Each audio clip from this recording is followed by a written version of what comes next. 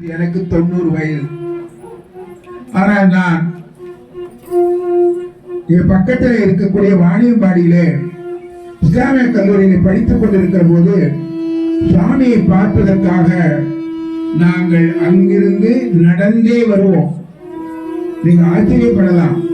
இந்த காட்டு வழியில நாங்கள் நடந்து வருகின்ற போது எங்களுக்கு எந்த விதமான தொய்வோ சோர்வோ எங்களுக்கு ஏற்பட்டதே இல்லை. இன்னொரு செய்தியும் இந்த நேரத்தில் சொல்லிக்கொள்ள கடமைப்பட்டிருக்கிறேன். சுவாமி அவர்கள் குடியேற்றத்திற்கு வருகின்ற போதெல்லாம் எங்கே தங்குவார்கள் என்று கேட்டால், இப்பொழுது குடியேற்றத்திலே செல்லியம்மன் கோயில் என்று ஒரு கோயில் இருக்கிறது.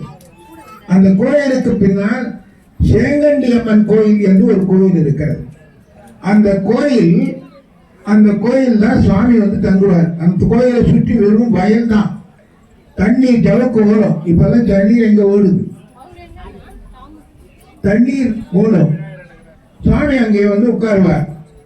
சுவாமி அங்கே வந்து உட்கார்ந்துகிற போது அவருக்கு உணவை தருவதற்காக நாங்கள் உணவை எடுத்துக்கொண்டு போனால் சுவாமி கையிலே வாங்க மாட்டார். உங்க பேருக்கு தெரியாது, கையிலே வாங்க மாட்டார். நாம் உருட்டி குழம்பு, நாம் எடுத்துக்கொண்டு போயிருக்கிற பதார்த்தங்கள் எல்லாவற்றையும் உருட்டி உருட்டி உருட்டி உருண்டையாக ஒரு தட்டிலை வைத்து அதுக்கப்புறம் அவரை எடுத்து வாயில நாம் போட வேண்டும். நீங்க யோசனை செய்து பாருங்கள். கொஞ்சம் கூட அதை பற்றி கவலையே பட மாட்டார். அப்படி எடுத்து போட்டால் சாப்பிடுவார். சாப்பிடுவது மட்டுமல்ல, தண்ணீர் வேண்டும் என்றாலும் கூட தண்ணீர் வேண்டுன்னு கேட்கவே மாட்டார். நாம சாமி தண்ணி கொஞ்சம் குடிக்கலாமா, குடிக்கலாம் பேசுவார், குடிக்கலாம். உடனே பக்கத்தில் இருக்கிற அந்த தண்ணீரை எடுத்து நாம அவருடைய அந்த வாயிலை ஊற்றினால் அப்பதான் குடிப்பார். சுவாமியுடைய அருளை பற்றி உங்களுக்கு தெரியாது. அவர் சித்தர். இன்னும் சொல்ல போனால் அவர் கம்பளியின் மீது வைத்திருக்கிற பித்தர். கம்பளி தான் எப்பொழுதும் அவருடைய ஆடை. அவர் கவிரம் அணிந்திருப்பார், கோவணம் அணிந்திருப்பார். வேறு ஒன்று அவருக்கு கிடையாது. தாடி வளர்ந்திருக்கும். இங்கே இப்பொழுது நம்முடைய சுவாமி அவர்கள் எப்படி முன்னால் முடிந்திருக்கிறார்களோ குடுமி, அது போலத்தான் முன்னால்தான் முடிந்திருப்பார். கவனிங்கள், யாரெல்லாம் வீரத்தோடு இருக்கிறார்களோ, நெஞ்சில் ஈரத்தோடு இருக்கிறார்களோ அவர்கள் அத்தனை பேரும் முன்னால் குடிமை வைத்திருப்பார்கள். அதெல்லாம் இல்லாதெல்லாம் பின்னால் குடிமை வைத்திருப்போம். அப்ப பின் குடிமை வேறு, முன் குடிமை வேறு. குடுமி என்பது சாதாரணமான செய்தி அல்ல, உச்சியது. அந்த உச்சியை காப்பாற்ற வேண்டும் என்று கருதித்தான் சாமி அவர்கள் அப்பொழுது இந்த முன்னால் முடிந்திருப்பார்கள். அப்பொழுது நாங்கள்லாம் ரொம்ப சின்ன குழந்தைங்க. சொல்ல போனா இந்த பாப்பால கூட இருக்க மாட்டோம். நான் சின்ன குழந்தைங்க. இந்த குழந்தைகள் அது இருக்கிற போது நாங்க அந்த சாமி கிட்ட என்ன பண்ணோம்னா போய் வணங்குவோம். எங்க அப்பா என்ன பண்ணுவாருன்னா 10 நாள் அவர் இருந்தாலும் 10 நாள் இரவு பகல் அங்கேயே இருப்பார். கடை கண்ணீர் வியாபாரம் ஏத்தம் பண்ண மாட்டார். எங்க வீட்டுக்கு எங்க அம்மா என்ன பண்ணுவாங்க, இப்படியே இந்த சாமி பக்கத்தே பின்னாடி சுத்தி நிற்கிறியா, இந்த குடும்பத்தை யாரு கவனிப்பாங்க அப்படின்னு சொல்லிட்டு நேரா வந்து சாமி கிட்ட, சாமி உங்க பின்னால இவர் சுத்துறாரு, குடும்பம் இல்லையா அவருக்கு, கொஞ்சம் சொல்லி அனுப்பக்கூடாதான்னு கேட்டார். பைத்தியமேப்பா அப்படின்னாரு. நீங்கள் நம்பினால் நம்புங்கள், நங்காயில போங்கள். என்னுடைய தாயாருக்கு அன்றிலிருந்து பைத்தியம் பிடித்து விட்டது. சித்தர் வாக்கு உடனே பலிக்கும். நீங்க நம்ப மாட்டீங்க. எங்க அம்மா அன்னைக்கு கூட பித்து பிடிச்ச மாதிரி பண்ணுது, ஓடுது ஓடியாது, என்னென்ன பண்ணுது. நான் உடனே சாமி கிட்ட போய் கேட்டேன், சுவாமி இந்த மாதிரி ஏதோ தெரியாம சொல்லிட்டாங்க எங்க அம்மா, தயவுசெய்து மன்னிச்சிருங்க அப்படின்னு. அப்படியா, அதை வருஷம் அதை வருஷம் சரின்னு எங்க அம்மா கிட்ட போய் எனக்கு வச்சு காட்டின உடனே சுவாமி என்ன பண்ணார், இந்த மாதிரி எல்லாம் பித்து பிடிச்ச மாதிரிலாம் பேசக்கூடாது. நீ வேறு பித்து உனக்கு பிடிச்சிருக்கு, அதை விட்டுடு. இனிமேல் உனக்கு பித்து இன்னைக்கோட நின்றுடும், போ. அவ்வளவுதாங்க. அடுத்த நொடி இல்லைங்க. நீங்க சொன்னா நம்ப மாட்டீங்க. இந்த காலத்தை யார் நம்புறாங்க? நாம் எல்லாரும் சடங்கு வயப்பட்டிருக்கிறோம். ஆனால் சுவாமிகள் இதோ இங்கே இருக்கக்கூடிய இந்த ஆசனாம்பட்டு மலை மேல இருக்காங்க, காடு. இந்த காட்டுல மிகப்பெரிய சூளத்தை வச்சிருப்பார் கையில. அந்த சூளத்தை எடுத்து கொண்டு போய் அங்க நாட்டிட்டு அவர் மாதக்கணக்காக ஒத்த காலிலே நின்று தவம் செய்வார்.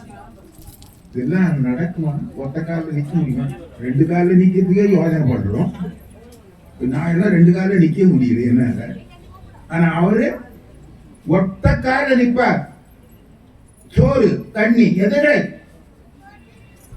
எப்ப வருவார் யாருக்கும் தெரியாது. நாங்கள் போய் பார்த்துட்டு பயந்து விடட்டோம். அவ்வளவு உக்கிரமா இருக்கும் அந்த பார்வை, உக்கிரமான பார்வை. ஆனால் அதே நேரத்தில் யார் போனாலும் அவர்களை ஆசீர்வதிக்கின்ற குணம் சுவாமிக்கு உண்டு. நான் இவ்வளவு எதுக்காக உங்களுக்கு சொல்லுகிறேன் என்று கேட்டால், பக்தி இப்பொழுது வளர்ந்திருக்கிறது. இப்பெல்லாம் இவ்வளவு பேர் வந்திருக்கிறீங்களே, அப்பெல்லாம் அவ்வளவு பேர் யாரும் வரமாட்டாங்க. பௌர்ணமி அன்றைக்கு சுவாமி அருமையான அந்த பூஜை நடத்துவார், பௌர்ணமி பூஜை. அந்த பௌர்ணமி பூஜைக்கு ஒவ்வொரு பௌர்ணமி பூஜைக்கும் நாங்கள் வருவோம். 2 நாட்டு கட்டி வச்சுங்க, இங்கே வந்து தங்குவோம்.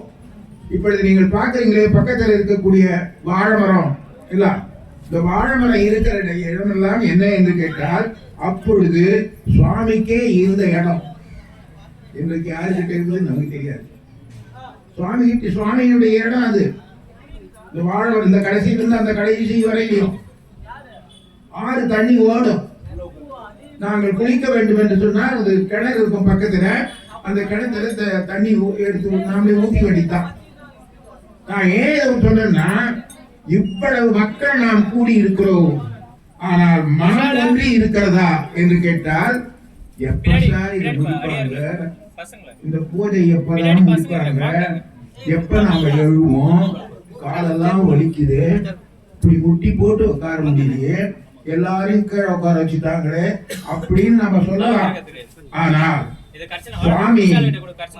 சுவாமி பத்மாசனம் போட்டு உட்கார்ந்து கொண்டால் எழுவதற்கு ஏறத்தாழ 6 மணி நேரம் 7 மணி நேரம் அப்படியே உட்கார்ந்தே இருப்பார். யோகத்தில் உட்கார்ந்து இருப்பார். இங்க ரொம்ப பேருக்கு தெரியாது. இங்கே உள்ளே இருக்கிற அந்த மூலஸ்தானத்துக்கு பக்கத்துல பின்னால ஒரு சின்ன அறை இருக்கும். அது என்ன அறை தெரியுமா? எல்லாம் இப்ப கொண்டு போய் பூ வைக்கிறோம், பொருள் வைக்கிறோம், நமக்கு என்ன வேணுமோ அதை வச்சுட்டு வந்துடுறோம். ஆனா அந்த அறை என்ன அறை என்று கேட்டால், அதுதான் சுவாமி அவர்கள் தவம் செய்த இடம். சுவாமி அவர்கள் தவம் செய்த இடம். அந்த இடம் போய் பாருங்க நீங்க. சுவாமி அவர்கள் தவம் செய்த இடம் இன்னும் இருக்கு.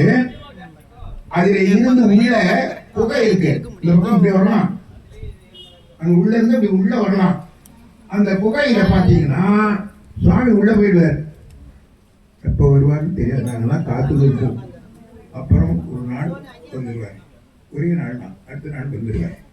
வந்தால் அப்படியே உடம்பெல்லாம் வியர்த்திருக்கும். ஆனால் உணவு எதுவே சாப்பிட மாட்டார். நான் கேட்கிறேன், பக்தி பெருகி விட்டது. குழந்தைகள் எல்லாம் வந்திருக்கிறாங்க. எனக்கு ரொம்ப மகிழ்ச்சியா இருக்கு. குழந்தைகள்லாம் பார்க்கும்போது எனக்கு மகிழ்ச்சியா இருக்கு. ஏன் கேட்டீங்கன்னா, அவங்களுக்கு எந்த கல்விஷமும் கிடையாது. நடக்குது பார்க்கலாம் அப்படின்னு வந்திருக்காங்க. இன்னொன்னு, இவ்வளவு சிறந்த இப்பொழுது பக்தி பெருகி போய்விட்டது. பக்தி பெருகி போய்விட்டதை தவிர குற்றம் குறைஞ்சிருக்குதான்னா இல்லை. அதிகமான குற்றங்களே தான் இருக்குது. அவன் எந்த நம்முடைய பேப்பரை எடுத்து பாருங்க, இவனை கொலை பண்ணிட்டான், அவனை பின்னால் பண்ணிட்டான், அவன் பொண்ணை அடிச்சுட்டான், இவன் ஒட்டிட்டான், அவன் மனைவிய அவங்க கணவனை கருத்துக்கு போட்டு கொண்டுட்டான்.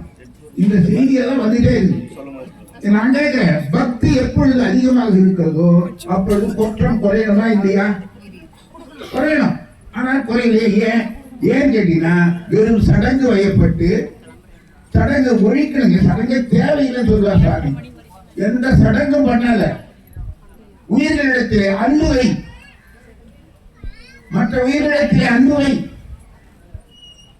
நீ நாயன் திட்டையே, நான் ஒண்ணு கேட்கிறேன், இந்த நாய் இருக்கிறது எவ்வளவு அதுக்கு நன்றி உணர்வு தெரியுமா?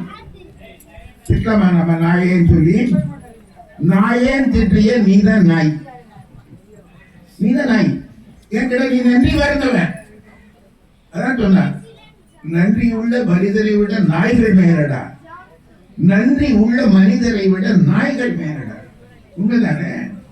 எனவே அந்த வகையில சுவாமி காட்டு இடத்திலே போய் உட்கார்ந்து கொண்டு அங்கே அந்த பௌர்ணமி பூஜைக்கு வருவார். வருகின்ற கோலாகலமாக இருக்கும். ஆனா அப்ப இவ்வளவு மக்கள், இவ்வளவு பேரை பார்க்கிற போது எனக்கு மகிழ்ச்சி.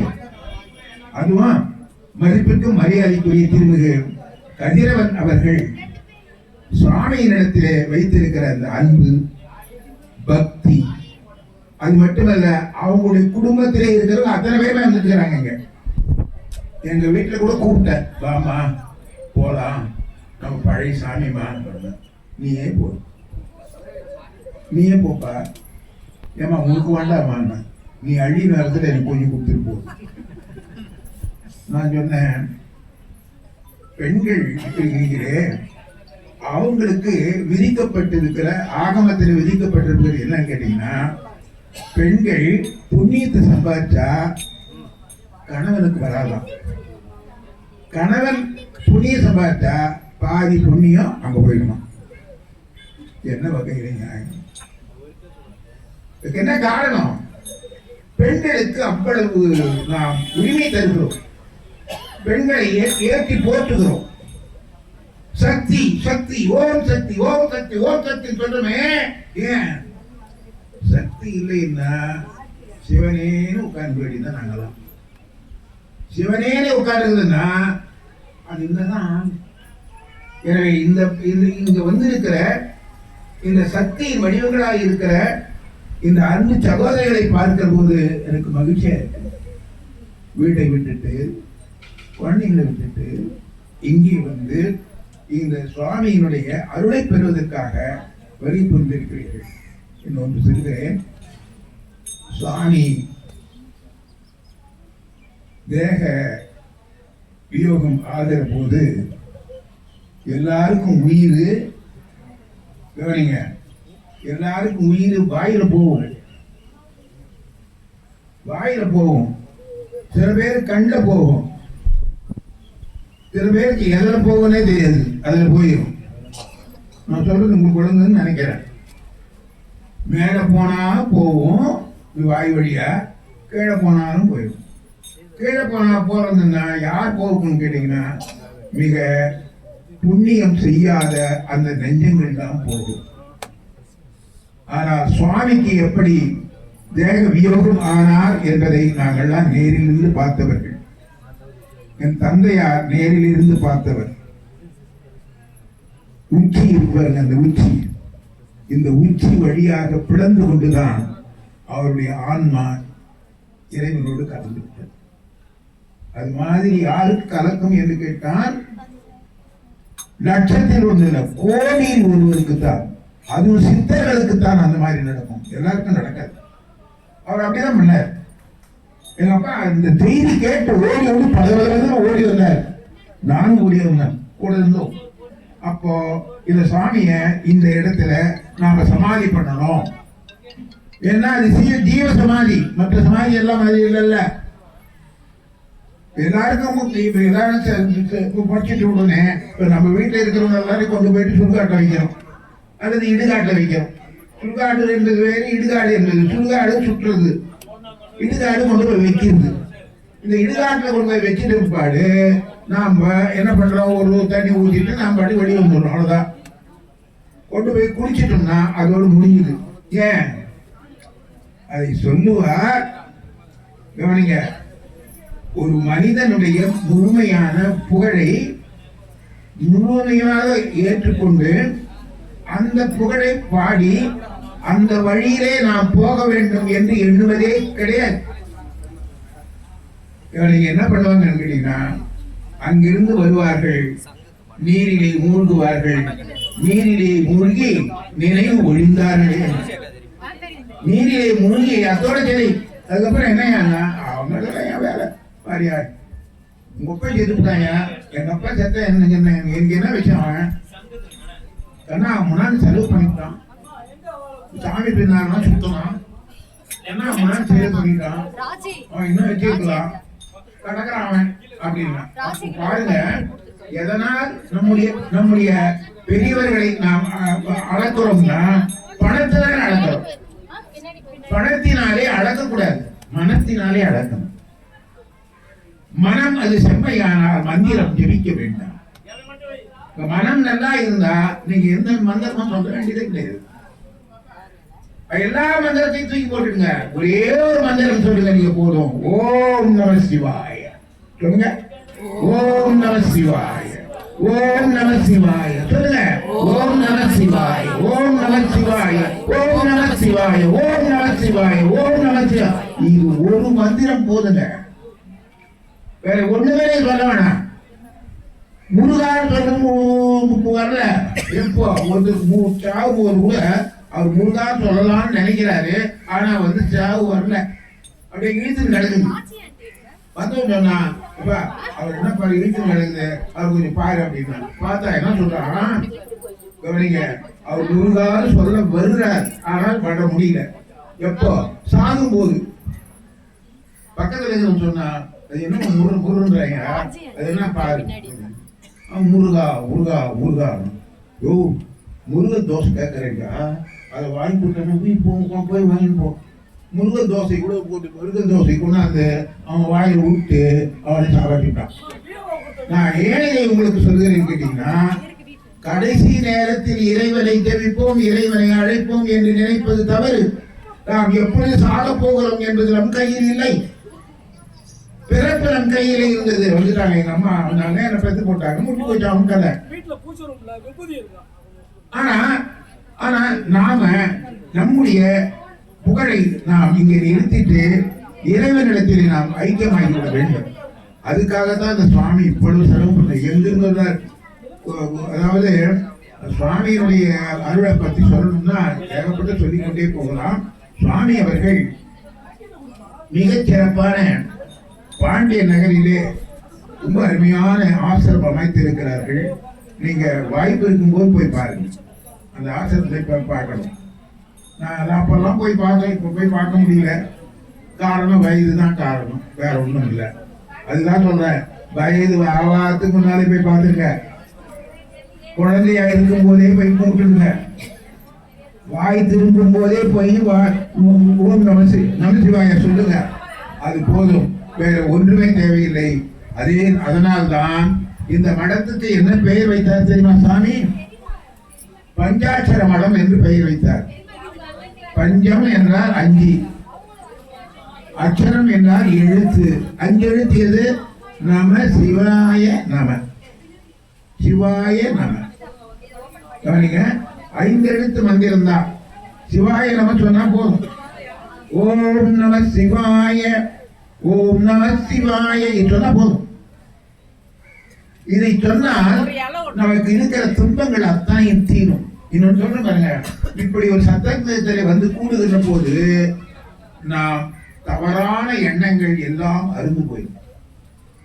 நீங்க அடிக்கிறாங்க பாருங்க மோளம், பார்க்கும் போதே உங்களுக்கு ஆச்சரியமா இருக்கும். அத்தனை பேர் டமோல் டமோல் டமோல் டமோல், அந்த வைப்ரேஷன் நான் சொல்றேன் பாருங்க, அந்த அந்த அடிக்கிற அடியில அதில் ஏற்படுகிற அந்த அதிர்வு இருக்கிறது, அந்த அதிர்வு நம்மிடத்தில் வந்து சேருகிற போது என்ன ஏற்படும் என்று கேட்டால், நம்மிடத்தில் இருக்கக்கூடிய பாவ அதிர்வுகள் எல்லாம் அருந்துவை. அதனால வைக்கிறேன்.